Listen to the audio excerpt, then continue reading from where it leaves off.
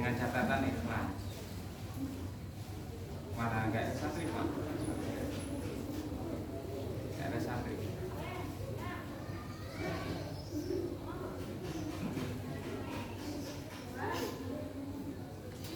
Terus saya teruskan. Daruman la darolah wala maluman la malalah. Dunia itu hartanya orang yang tidak punya harta. Hari ini ibu-ibu punya uang, besok itu sudah di tangan orang lain ya, ditukar menjadi beras, telur ya. Hari ini punya uang, nanti sore udah di tempatnya warung itu menjadi beras, telur. Nggak punya uang dong, besok punya uang lagi ya, sorenya ya. Jadi harta itu hanya apa ya, orang itu tuh hanya numpang kebutuhan aja dan tidak bisa memiliki. Walaupun logika kita menginginkan untuk memiliki, tapi nggak bisa dimiliki harta itu, karena harta itu semuanya akan rusak. Rusak dengan sendirinya atau rusak dengan melalui diambil oleh Allah Subhanahu wa Ta'ala. Nah, dalam urusan infak ini, ikhlas ini sangat penting ya. Niat infak untuk karena Allah, bukan karena untuk apa-apa ya. Tujuannya, pertimbangannya hanya karena Allah. Ketika kadang-kadang itu tidak kita sadari ya, guys. Ketika kita di jalan ada pengemis, kita ngasihnya itu karena rahmahnya, kasihan gitu. Salah itu. Niatnya harus karena Allah. Karena saya dititipin rezeki ya, sebagian rezeki ya saya kasihkan. Dan cara memberikan itu juga diatur dalam Al-Quran. Lan tanalul birra hatta tunfiqu mimma tuhibbun. Lan tanalul birra, tidak akan memperoleh kebaikan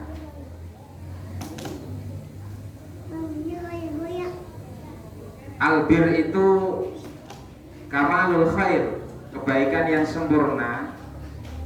Maksudnya kebaikan yang sempurna itu apa? Rahmat dan ridho, juga surganya Allah. Orang itu tidak akan memperoleh itu hatta tunfiqu mimma tuhibbun, hingga dia menginfakkan dari apa yang dia cintai. Orang itu tidak akan sampai ke kesempurnaan kebaikan, tidak akan mendapat ridho Allah, tidak akan mendapat surganya Allah, kalau dia belum bisa mengeluarkan apa yang dia cintai. Yang kita cintai apa, Bu? Uang kita cintai enggak? Ya, minal mal au ya'umuhu wa ghairuhu kabadril hayat wa mafatihi linnas wal badlu fi ta'atillah wal mahjah bi sabilih. Jadi kita tidak akan mendapatkan rahmat atau ridhonya Allah kalau kita belum bisa mengeluarkan apa yang kita cintai. Yang kita cintai itu ya uang dan lain sebagainya. Ya. Makanya dalam memberikan itu berikanlah yang terbaik. Ya. Karena di sana dibutuhkan yang namanya ikhlas. Orang kalau nggak bisa ikhlas tuh nggak bakalan bisa memberikan yang terbaik. Karena ikhlas itu sulit ya, tapi perlu kita harus berusaha. Urusan ikhlas itu, ya. Banyakan kita kalau ngasih orang kan yang kita nggak mau ya. Baju jelek kasihkan orang, coba kasih baju baru, gitu. Apalagi beras yang dikasih bukan yang rojo lele tapi yang raskin. Itu kebaikannya nggak sempurna. Ya diterima tapi tidak sempurna. Ya. Jadi rahmatnya Allah jadinya nggak turun. Ya. Rahmatnya nggak turun. Ridhonya juga tidak ada. Ridhonya dari Allah nggak ada. Karena yang kita berikan yang tidak terbaik. Ya. Banyak kan begitu, Bu ya. Yang kita berikan yang jelek-jelek, yang baik untuk kita Ya, padahal hakikatnya itu rezeki itu milik Allah, bukan kita. Kita hanya ngaku saja. Kenapa ngaku? Karena sewaktu-waktu diambil juga kita nggak bisa nolak. Ya, itu. Maka perlunya ikhlas. Ikhlas ini sangat penting, dan ikhlas ini kunci dari semua ibadah. Ya. Puasa harus ikhlas, sholat harus ikhlas. Sholat jangan merasa ini kewajiban, tapi ikhlaskan hati karena penghambaan kepada Allah Subhanahu wa Ta'ala. Ikhlas ini menjadi dasar kunci seberapa besar amaliyah kita diterima oleh Allah Subhanahu wa Ta'ala.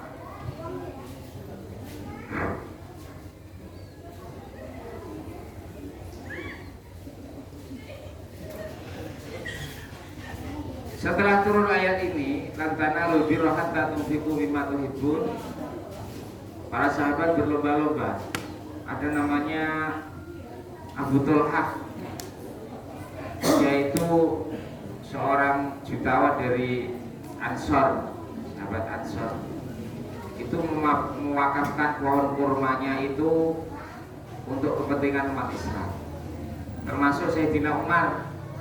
Sayyidina Umar itu juga seorang yang kaya raya, semua hartanya diberikan untuk kepentingan jihad fisabilillah. Karena melihat kayak gini, jadi tidak akan mendapat albir, ridho atau rahmatnya dari Allah atau surganya Allah kalau kita belum bisa memberikan yang paling terbaik. Jadi seolah-olah kalau yang kita kasihkan ini yang jelek gitu, nilainya kurang gitu. Masih kalau makan kita raja lele, ya yang kita kasih harus raja lele. Ya. Kalau baju kita harganya 100.000, yang kita kasih ya harus 100.000. Bahkan lebih itu, ya, lebih dari itu. Ya. Paham Bu ya?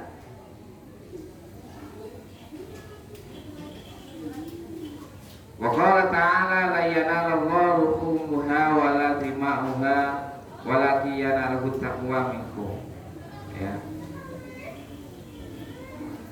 Allah Subhanahu wa ta'ala sangat memperhatikan urusan ikhlas. Ya. Urusan ikhlas ini berkaitan dengan ketakwaan kita kepada Allah Subhanahu wa ta'ala. Takwa itu apa? Meyakini keberadaan Allah, bahwa Allah itu mengawasi kita dengan cara apa? Melaksanakan perintahnya, menjauhi segala larangannya. Itu takwa. Ya. Takwa itu mengenal Allah. Kadang-kadang kita kan nggak mengenal Allah, Pak ya. Kita nggak mengenal Allah kadang-kadang, sehingga kita kadang-kadang biasa, ya, melakukan larangan-larangan Allah, baik yang secara dohiriyah yang kelihatan maupun batiniah tidak kelihatan. Batiniah itu banyak, contohnya penyakit hati. Penyakit hati itu apa? Seperti ghibah, hasud, takabur, ujub, sam'ah, itu semuanya penyakit hati. Karena kita belum bisa merasa diawasi oleh Allah Subhanahu wa Ta'ala. Bapak Ibu yang dirahmati Allah Subhanahu wa Ta'ala, terkait dengan ikhlas, pasti di sana ada yang namanya niat. Rasulullah Shallallahu Alaihi Wasallam menjelaskan dalam hadisnya, sami itu Rasulullah Shallallahu Alaihi Wasallam yaqul, innamal a'malu binniyat wa innamal likulli imri'in ma nawa, wa man kanat hijratuhu ila Allah wa rasulihi wa hijratuhu ila Allah wa rasulih, wa man kanat hijratuhu lidunya yusibuha aw imra'atan yaqibuha fa hijratuhu ila ma hajara ilaihi. Muttafaqun ala sihhati. Hadis ini memberi pelajaran kita bagaimana pentingnya niat dalam segala amal. Jadi perilaku manusia itu dibagi menjadi 3 bagian. Yang pertama dalam urusan taat, yang kedua dalam urusan maksiat, yang ketiga dalam urusan mubah. Mubah itu apa? Mubah itu bisa bernilai dengan pahala kalau diniati dengan baik. Mubah itu contohnya seperti apa? Seperti apa namanya? Mencari uang itu mubah. Mencari nafkah itu mubah. Kalau mencukupi istri wajib, tapi mencarinya mubah. Mubah itu bisa jadi wajib kalau memang ada tuntutan. Tuntutan dia harus nyari itu bisa menjadi wajib. Ketika dia tidak mencari, anak istrinya tidak makan, maka perkara mubah ini bisa bergeser menjadi wajib. Karena seorang suami wajib menghidupi anak istrinya. Ya, bapak-bapak itu nanti dituntut di akhirat kalau tidak menghidupi anak istrinya. Ya. Ibu-ibu juga dituntut kalau tidak mendidik anak-anaknya dengan benar. Kullukum ra'in wa kullu ra'in mas'ulun an ra'iyati. Manusia di dunia ini semuanya pemimpin. Orang tua, suami adalah pemimpin istrinya. Orang tua adalah pemimpin anak-anaknya. Nah, berkaitan dengan urusan mubah, seperti mondokin anak itu juga mubah. Ya. Karena kewajiban orang tua itu aslinya itu hanya menyuruh sholat ketika sudah balik. Setelah balik itu urusan perintah mencari ilmu itu langsung berkaitan dengan orangnya itu sendiri. Tanggung jawabnya sudah berpindah. Nah, membiayai anak pondok pesantren itu niatnya harus benar, ya. Supaya apa? Supaya yang kita lakukan ini bernilai pahala, ya. Karena apa? Itu jariah kita sebenarnya. Mondokin anak itu jariah kita, jariah bapak ibu itu. Jadi nggak ada ruginya. Makanya kalau mondokin anak niatnya niat mondokin anak untuk mencari ilmu karena Allah Ta'ala. Ya, niatnya jangan nanti anak saya kalau nggak saya mondokin nanti kena pergaulan. Nah, jangan. Ya, nanti yang ada anaknya ya di pondok nggak semangat, aman dari pergaulan gitu aja. Karena orang yang diniatkan itu akan hasilnya itu sesuai yang diniatkan. Niatnya anak saya taruh pondok supaya belajar ilmu. Kalau dia belajar ilmu berarti dia akan menjadi orang yang alim, orang yang mengerti. Kalau orang mengerti berarti dia nanti akan bisa memperbaiki dirinya dan lingkungan yang berada di sekitarnya. Jadi mondokin anak itu niatnya harus benar, jangan sampai salah. Karena kalau salah rugi. Ya, benar itu apa? Nah, seperti tadi, supaya apa? Supaya kita juga mendapat nilai pahalanya. Dan ketika anak kita nanti menjadi orang yang soleh, orang yang alim, kebaikan-kebaikan yang dilakukan anak kita itu, ya, itu akan mengalir kepada kita. Man sanna sunnatan hasanatan wa fa'ala man ba'dahu falahu mijru asli fa'ilihi min ghairi ayyan kusamin fa'ilihi. Barang siapa memberikan, mencontohkan yang baik, kemudian kebaikan itu dilakukan oleh orangnya, maka yang mencontohkan ini akan mendapat pahala dari orang yang melakukan kebaikan itu. Ya. Bapak ibu mondokin anak, anaknya jadi orang baik, orang soleh, orang yang manfaat, itu pahalanya mengalir kepada kita. Makanya mondokin anak niatnya harus lurus. Niat mondokin anak untuk belajar ilmu. Mudah-mudahan ilmu yang diperoleh menjadi ilmu yang manfaat dan barokah. Manfaat buat dia, manfaat buat keluarganya, juga manfaat bagi masyarakatnya. Ya, jangan niat. Sering orang itu saya mendengar, bagaimana Pak Ustadz kalau nggak dipondokin nanti kena pergaulan. Sekarang ini susah, anak sudah nggak bisa dibendung dalam urusan HP.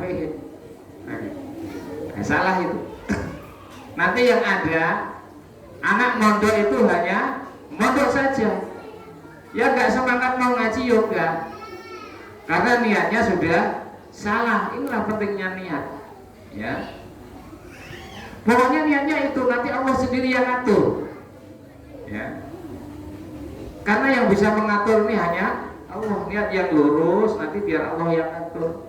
Allah atur itu dengan ya anaknya tertib di pondok, ya nurut, ya nggak kabur-kaburan, ya.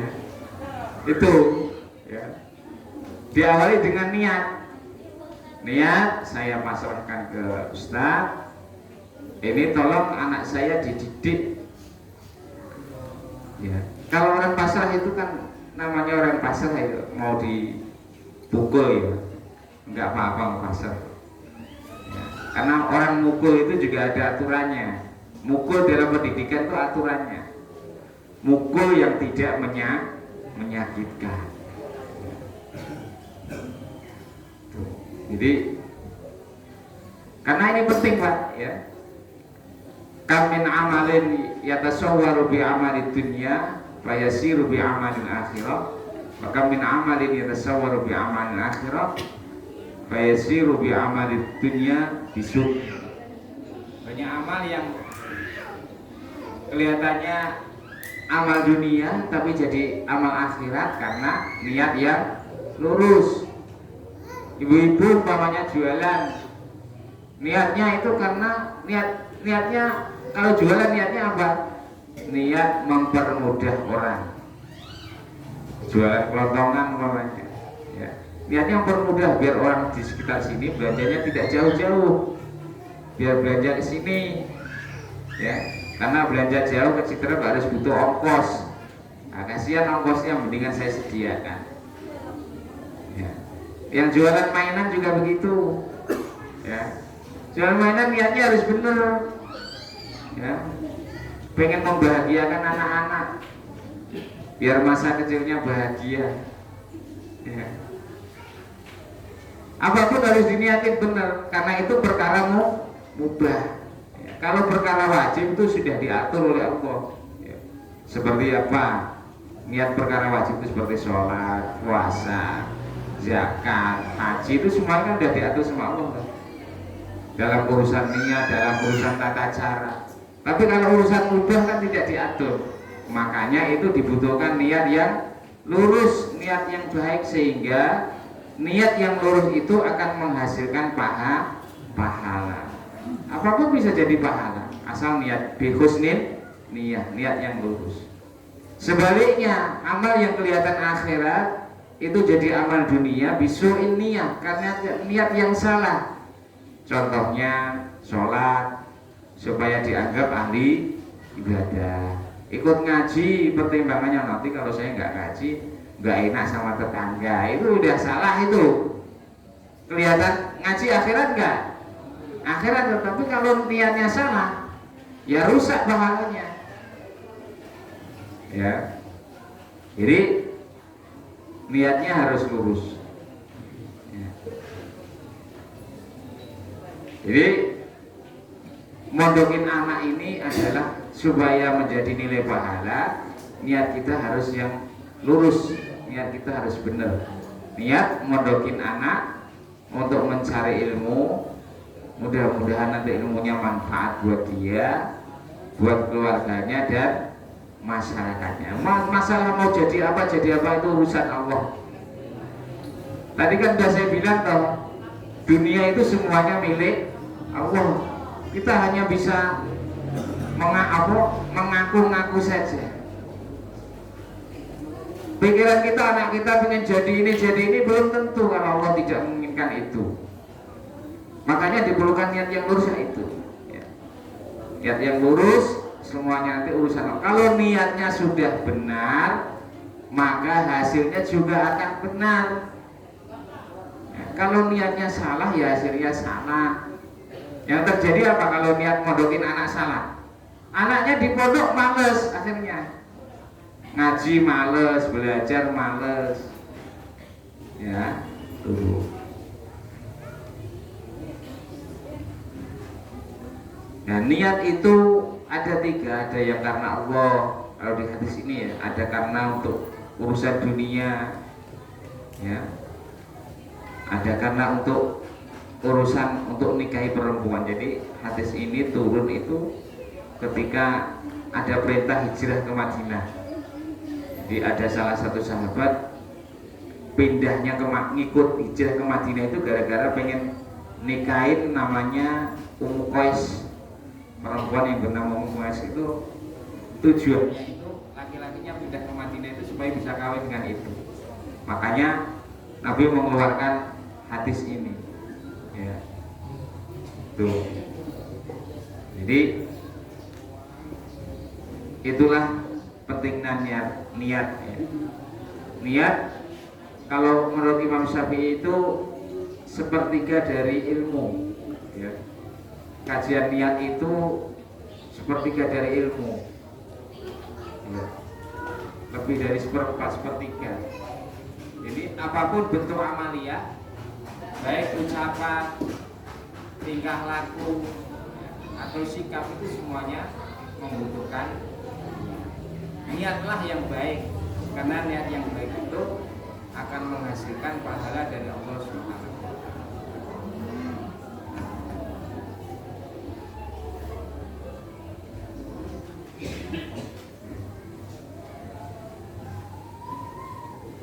Coba Pak, ada santri gak? Itu coba di volumenya dikencengin coba.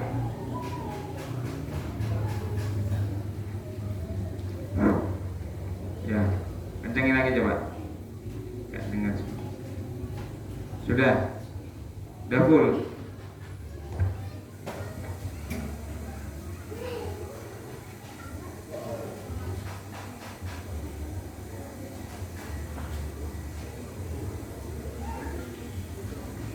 Semua amal itu harus didasari dengan niat. Al-manwi alaihi, yang niat itu, semua amal itu akan hasil sesuai dengan niatnya. Amal itu harus ada niat dan amal itu akan berhasil sesuai dengan niatnya. Kalau niatnya karena Allah, maka akan dapat balasan dari Allah Subhanahu wa Ta'ala. Kalau niatnya dunia, maka yang diperoleh hanya dunia, urusan akhirat enggak ada. Ya. Seperti mencari uang, mencari nafkah, itu niatnya harus mencari uang untuk memenuhi kewajiban suami kepada keluarga. Jangan mencari uang karena gimana lagi saya harus nyari uang. Jangan. Begitu juga yang dilakukan seorang istri, melakukan sesuatu kepada suami itu tujuannya hanya khidmah karena Allah, ya. Karena khidmah itu tugas seorang istri, melayani suaminya. Perempuan itu diutamakan Allah, dimuliakan Allah dengan dijamin oleh seorang laki-laki melalui proses pernikahan. Jadi zaman dulu itu, zaman jahiliyah itu, perempuan itu nggak ada harganya, Pak. Jadi satu perempuan itu bisa rame-rame. Zaman dulu turunlah ayat tentang nikah, diangkat derajat perempuan itu melalui apa? Pertanggungan nafkah. Ar-rijalu qawwamuna 'alan nisa. Jadi mulianya seorang istri itu karena nafkahnya ditanggung oleh seorang suami. Gitu. Ya.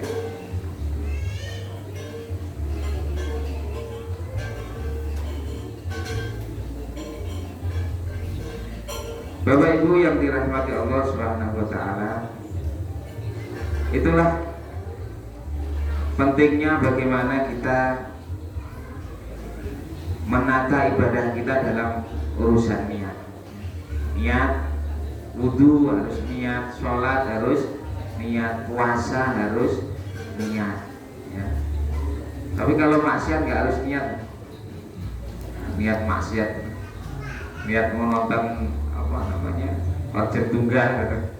Nah, enggak. Niat dalam urusan ketaatan atau dalam urusan mubah. Mubah itu apa? Kalau dilakukan nggak dapat pahala, ditinggalkan tidak mendapat siksa. Makan itu kalau ditinggalkan nggak disiksa loh Pak, nggak dosa loh. Kalau dilakukan juga nggak dapat pahala. Tapi kalau makan itu diniati dengan baik, dengan husnul niyah, makan supaya saya bisa sholat, makan supaya saya bisa bekerja, supaya hasil pekerjaan ini untuk kebutuhan rumah tangga, nah, itu akan menjadi nilai pahala. Nah, makanya perkara mubah itu harus didasari dengan niat yang lurus karena Allah, maka itu akan menghasilkan pahala. Seperti bapak mondokin anak-anak, ya, itu niatnya harus karena Allah mondokin anak untuk belajar, hijrah dari kebodohan menuju keilmuan. Mudah-mudahan setelah dapat ilmu ini manfaat buat dia, buat keluarganya, dan buat masyarakat. Dan dijelaskan dalam hadis itu orang tua itu beruntung. Ada salah satu hadis Bukhari kalau nggak salah, orang tua itu besok kaget di surga itu. Kok saya bisa masuk surga itu kenapa? Karena anakmu dulu sering istighfar, sering mendoakan orang tua. Makanya kalau punya anak mondok itu beruntung kan, karena anak santri itu diajari astagfirullahaladzim li wali walidayya, untukku dan kedua orang. Allahumma gfirli dzunubi wali wa, ya Allah ampuni dosaku dan kedua orang. Lo beruntung, akhirnya orang tuanya kaget. Dulu saya sholat belentong-belentong, puasa kadang-kadang, tapi kok saya bisa masuk surga? Ternyata anaknya soleh. Ketika mondok itu Allahumma gfirli setiap hari, setiap ada sholat, Allahumma gfirli dzunubi wali walidayya. Ya, itu dijelaskan dalam hadis. Jadi orang tua itu beruntung kalau anaknya mondok. Mondok pasti anaknya urusan istighfar ya udah terhitung. Apalagi pondok Quran, wah sangat beruntung. Ada orang tua di hari kiamat itu heran. Bima kusina hadza, kenapa kok saya dipakaikan seperti ini? Ini hadiah yang sangat luar biasa, yang tidak pernah saya bayangkan. Saya di dunia ini orang biasa, tapi kok saya dapat penghormatan seperti ini? Dijawab oleh Allah, karena dulu kamu menyuruh anakmu belajar Al-Quran. Masa luar biasa, ya. Jadi harus bangga kalau anaknya mondok itu, ya. Niatkan yang benar, mau jadi apa itu tergantung urusan Allah. Kenapa kita harus niat benar? Supaya pahalanya itu mengalir kepada kita, supaya dia ketika menjadi orang baik, orang soleh, itu pahalanya mengalir kepada kita terus, Pak. Ya, makanya niat yang benar, ya. Dan jangan ada perasaan merasa berat, karena pertimbangan mondokin anak itu karena Allah, karena ibadah. Mondok itu niatnya ibadah, ya. Jangan karena supaya tidak kena pergaulan, salah. Jangan karena supaya tidak main HP, salah. Ya. Atau jangan karena nanti kalau saya mondokin supaya yang lamar anak saya supaya ini, ya jangan. Ya. Mondoknya harus karena Allah, jangan karena apa-apa. Supaya apa? Supaya itu menjadi nilai pahala. Dan dalam mondokin anak itu pun juga harus adanya kerjasama antara orang tua, antara anak dan guru. Jadi doanya orang tua itu penting, khususnya ibu-ibu. Ya. Ridhollah fi ridhol walidain wa sukhtullah fi sukhtil walidain. Ridhonya Allah itu, ridho itu artinya rahmat. Rahmatnya Allah itu berada di ridhonya orang tua. Murkanya Allah itu berada di murkanya orang tua. Bentuk kemurkaan orang tua itu apa? Tidak pernah mendoakan itu namanya murka. Murka itu gak marah-marah gitu. Ya. Nah, bentuk ridhonya Allah itu tergantung pada ridhonya kedua orang tua. Ibu-ibu, bapak-bapak ketika punya anak lagi mondok, itu doa itu harus, khususnya ibu, ya. Allahumma ja'al auladana min ahlil ilmi wa min ahlil khair wa min ahlil Qur'an wa la taj'al wa iyyahu min ahli syarri wad dhair innaka ala kulli syai'in qadir. Ya Allah, jadikan anak-anakku, tidak hanya satu Pak ya, jadikan anak-anakku orang ahli kebaikan, orang soleh atau solehah. Wa min ahli ilmi, ahli ilmu pengetahuan apa saja. Wa min ahli Quran, menjadikan orang yang ahli dalam urusan Al-Quran. Wa la taj'al wa iyyahu min ahli syarri wad dhair.